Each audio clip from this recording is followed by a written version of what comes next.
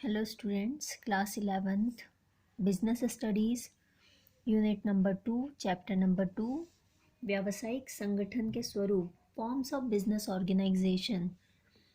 ये यूनिट हम स्टार्ट करने जा रहे हैं। ये चैप्टर इस चैप्टर में हम बिजनेस के डिफरेंट फॉर्म्स को समझेंगे।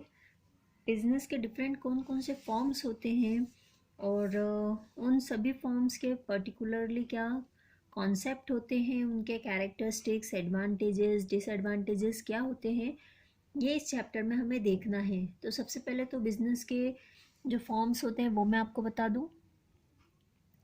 पहला होता है एकाकी व्यापार या एकल स्वामित्व यानी सोल ट्रेड और सोल प्रोप्राइटरशिप।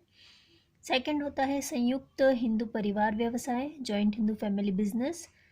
देन साझेदारी यानी पार्टनरशिप। नेक्स्ट है इसके बाद सहकारी समितियां यानी कोऑपरेटिव सोसाइटीज़। संयुक्त पूंजी कंपनी यानी जॉइंट स्टॉक कंपनी। तो इस पूरे चैप्टर में हमें बेसिकली ये सारे जो फॉर्म्स है बिजनेस के, ये पढ़ने हैं, समझने हैं। तो सबसे पहले हम आज स्टार्ट करने जा रहे हैं एकाकी व्यापार या एकल स्वामित्व से, यानी सोल ट्रेड और सोल प्रोप्राइटरशिप से। मैं मीनिंग एक बार रीड करके आपको बता रही हूँ, फिर एक्सप्लेन करूँगी, ध्यान दीजिएगा।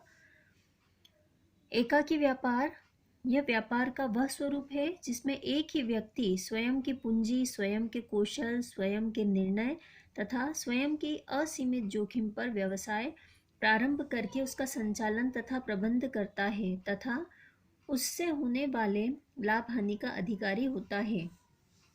In English, a sole trading concern is a form of business organization in which an individual invests only his capital, uses his own skill and intelligence in the management of its affairs and is entitled to earn all the profits, as also is solely responsible for all the risks and of ownership। यानी कहने का मतलब ये है कि sole proprietorship या एकल स्वामित्व ये वो व्यवसाय का फॉर्म है, ये वो बिजनेस का प्रारूप है जिसके अंतर्गत कोई एक व्यक्ति अकेला ही व्यवसाय का संचालन करता है, व्यवसाय में पूंजी का विनियोजन करता है, अपने प्रबंधकीय क्षमता का अकेले ही उपयोग करता है और साथ ही साथ व्यवसाय से संबंधित समस्त निर्णय अकेला लेता है, व्यवसाय के जोखिम को अकेले वहन करता है और व्यवसाय में होने वाले लाभ या हानि के लिए भी अकेला ही वह व्यक्ति उसे वहन करता है या इंजॉय करता है। डेफिनेटली अगर प्रॉफिट है तो इंजॉय करेगा और लॉस है तो उससे अकेला ही सफ़र करेगा। तो एकाकी व्यापार आई थिंक आप समझ गए होंगे। नेक्स्ट कॉन्सेप्ट है हमारा एकाकी व्यापार के प्रमुख लक्षण अथवा विशेषता, कैरेक्टरिस्टिक्स ऑफ सोल प्रोप्राइटरशिप। मैं हर बार जब भी कोई कॉन्सेप्ट आपको यानी मीनिंग क्लियर करती हूँ उसके बाद कैरेक्टरिस्टिक्स बताती हूँ, हमेशा आपको ये चीज़ बोलती हूँ कि किसी भी कॉन्सेप्ट के जो कैरेक्टरिस्टिक्स हैं वो उसके मीनिंग से ही निकल के आते हैं, और अगर आप कैरेक्टरिस्टिक्स को अच्छे से समझ लेते हैं तो पर्टिकुलर कॉन्सेप्ट को रिकॉर्ड करना आपके लिए बहुत ही ईजी हो जाता है। तो स्टार्ट करते हैं हम। लक्षण या विशेषताओं को आप ध्यान से सुनिएगा। एकाकी व्यापार के प्रमुख लक्षण या विशेषताएं यानी कैरेक्टरिस्टिक्स का फर्स्ट पॉइंट है निर्माण एवं समापन यानी फॉर्मेशन एंड क्लोजर। एकाकी व्यापार का जो फॉर्मेशन है या उसका जो क्लोजर है यानी उसे बंद करना जो है, ये बहुत ही आसान है।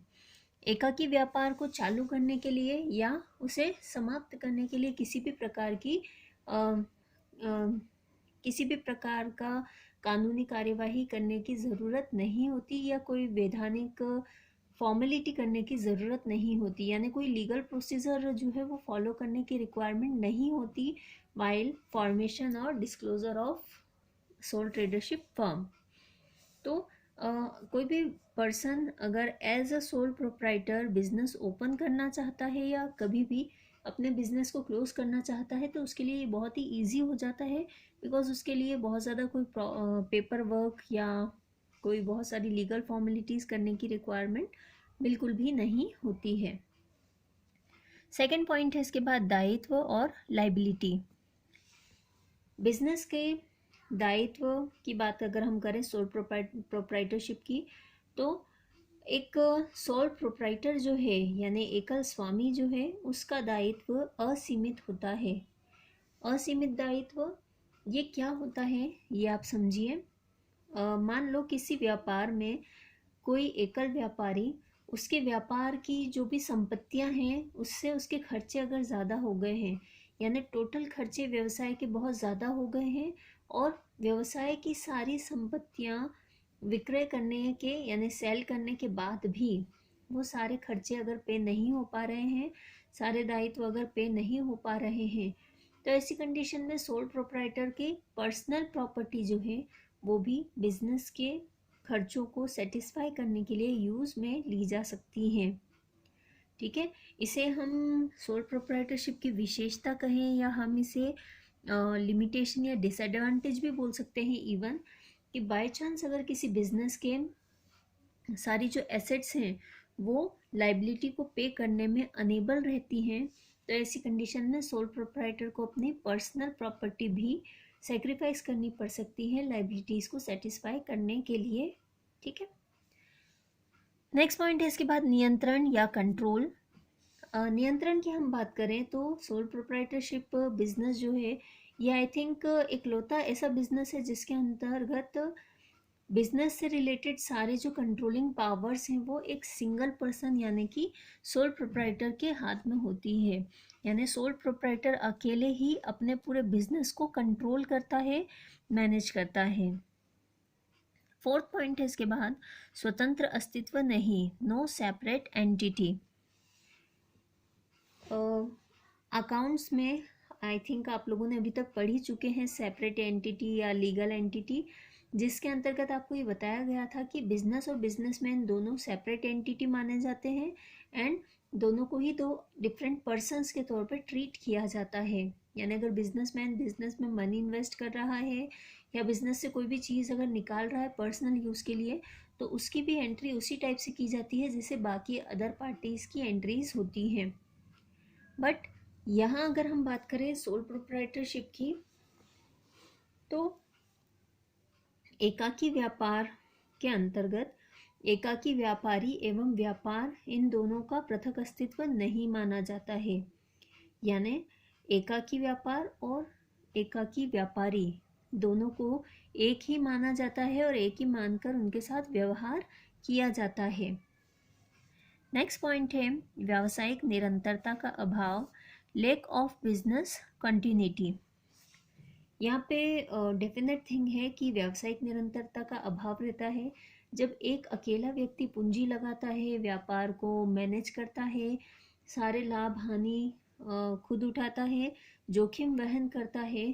तो इसी दशा में अगर वो व्यक्ति यानी उस व्यक्ति की अगर मृत्यु हो जाती है, डेथ हो जाती है, या वो लॉन्ग इलनेस की वजह से इनकेपेबल हो जाता है बिजनेस करने में, या फिर बहुत या उसका कुछ एक्सीडेंट हो जाता है, हैंडीकैप्ड हो जाता है वो और बिजनेस को रन करने में कैपेबल नहीं रहता है, तो ऐसी कंडीशन में बिजनेस जो है वो डिसकंटिन्यू हो सकता है या बंद हो सकता है।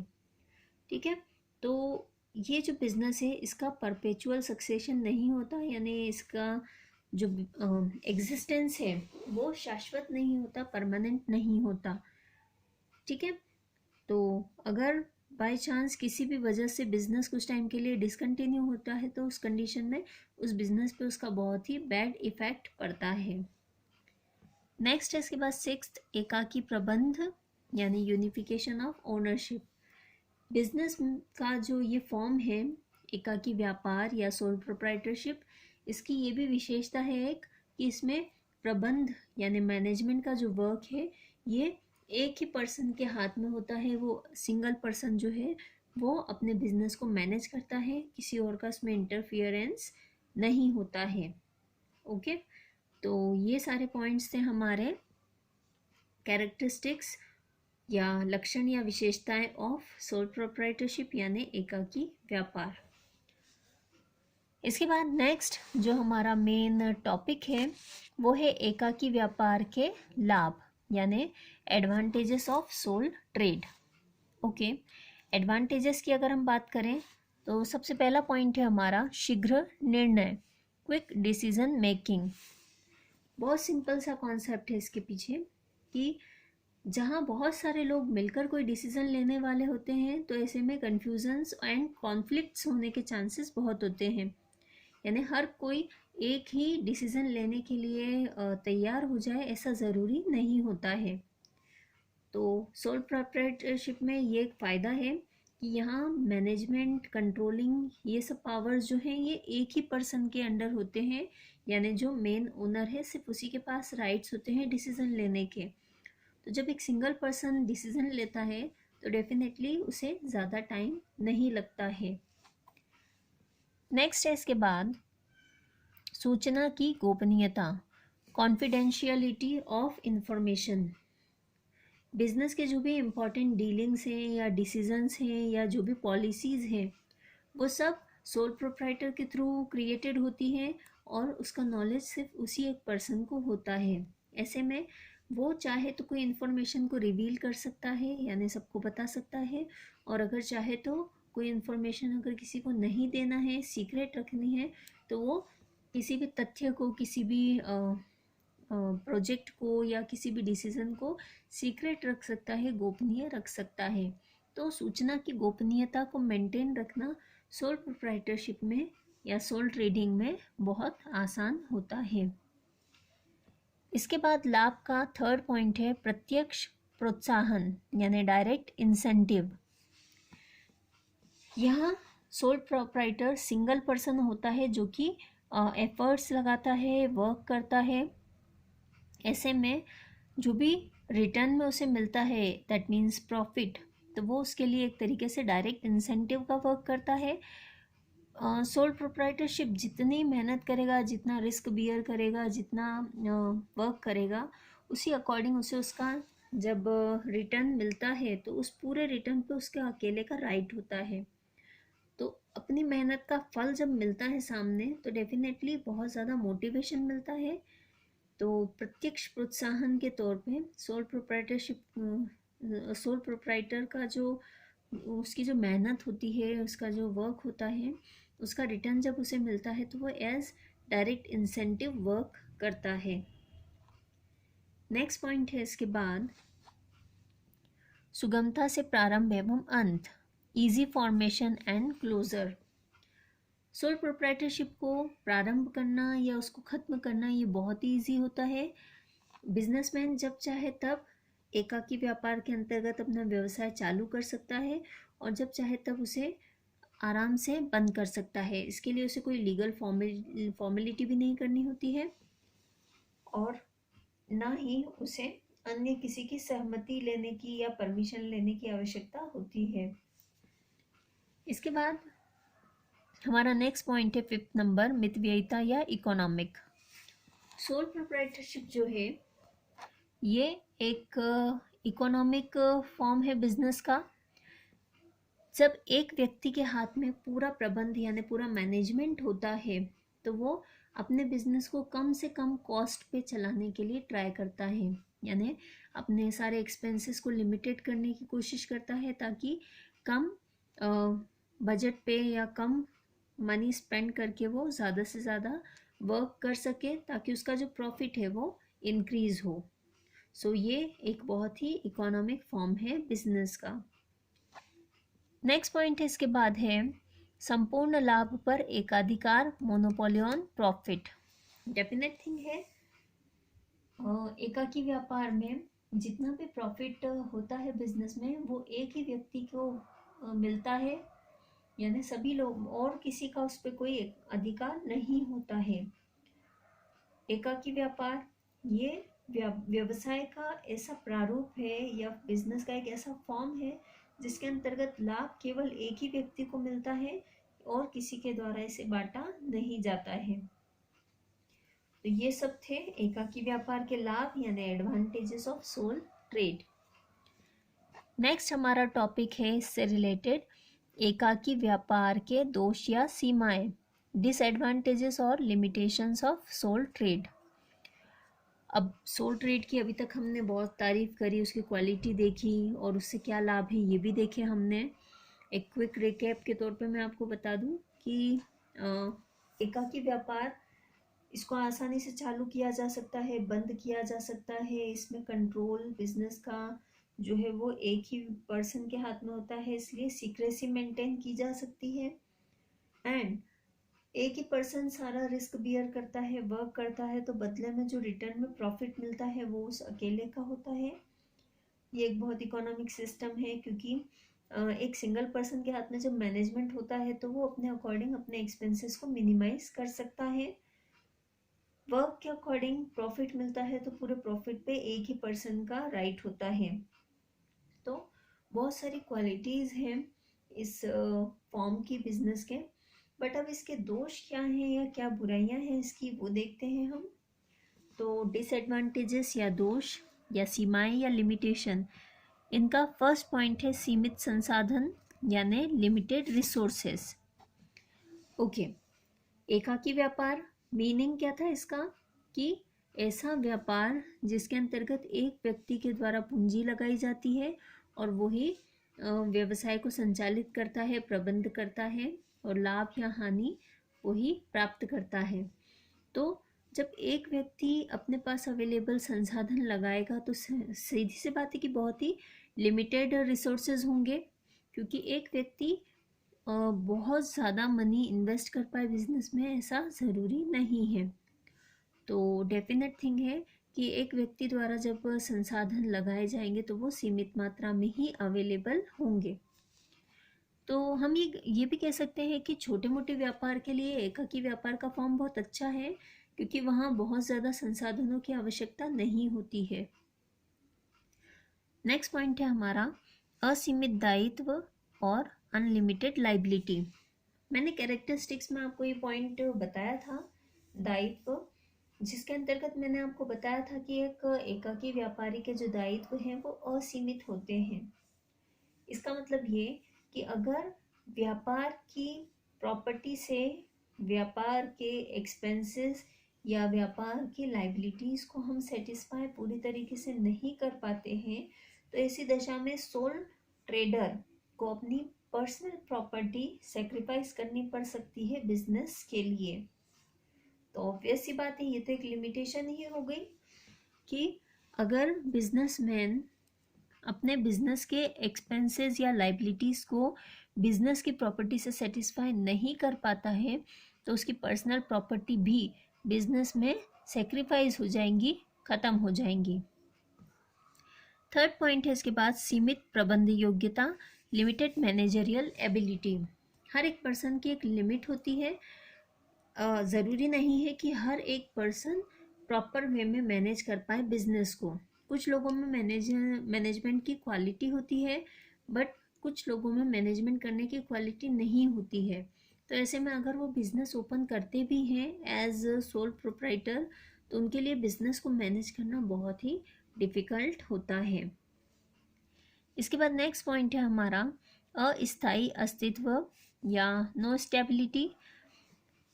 जैसा कि विशेषता के एक पॉइंट में मैंने आपको बताया था, जो पॉइंट था व्यावसायिक निरंतरता का अभाव या लेक ऑफ बिजनेस कंटिन्यूटी। अगर बिजनेसमैन की डेथ हो जाती है या वो लॉन्ग इलनेस से सफ़र होता है या उसका एक्सीडेंट हो जाता है और वो डिसेबल हो जाता है, तो ये कुछ कंडीशंस ऐसी हैं जिसकी वजह से बिजनेस जो है वो बंद हो सकता है, बिजनेस का जो अस्तित्व है वो ख़त्म हो सकता है। तो ये जो बिजनेस का फॉर्म है ये एक ऐसा फॉर्म है जो कि स्टेबल नहीं होता, इसमें फ्लक्चुएशंस हो सकते हैं और ये लंबे समय तक अगर ये बंद रहता है या किसी कारण से प्रॉपर वे में बिजनेसमैन अटेंड नहीं कर पाता अपने बिजनेस को, तो ये बिजनेस जो है लॉस में जाके कंप्लीटली क्लोज भी हो सकता है। तो इसका अस्तित्व जो है ये स्टेबल नहीं है, अस्थायी अस्तित्व रहता है एकाकी व्यापार का। दोष या सीमाओं का लास्ट पॉइंट है हमारा सीमित व्यापार क्षेत्र, नो स्कोप फॉर एक्सपेंशन। यहाँ सबसे पहली चीज़ पूंजी लिमिटेड है, यानी कैपिटल जो इन्वेस्ट करेगा एक बिजनेसमैन एक अकेला पर्सन इन्वेस्ट करेगा तो बहुत बड़ा अमाउंट डेफिनेटली कलेक्ट नहीं हो सकता। दूसरा, मैनेजमेंट एबिलिटी जो है वो लिमिटेड हो जाती है, रिसोर्सेज लिमिटेड हो जाते हैं। तो रिस्क बियरिंग कैपेसिटी भी डेफिनेटली एक सिंगल पर्सन की लिमिट में ही होती है। तो ऐसे में बिजनेस के एक्सपेंशन के जो स्कोप हैं वो भी लिमिटेड हो जाते हैं। यानी एकाकी व्यापार छोटे मोटे बिजनेसेस के लिए ही ज़्यादा सूटेबल है, बड़े बिजनेस के लिए ये फॉर्म ऑफ बिजनेस जो है वो सूटेबल नहीं है। तो डेफिनेट थिंग है कि यहाँ व्यापार का जो क्षेत्र है वो भी सीमित होता है, एक्सपांशन का जो स्कोप है वो ना के बराबर है।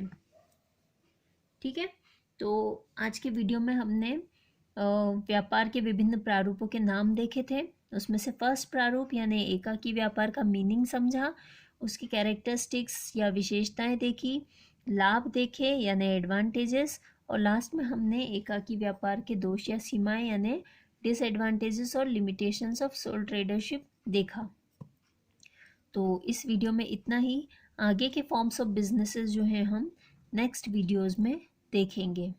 Thanks for watching.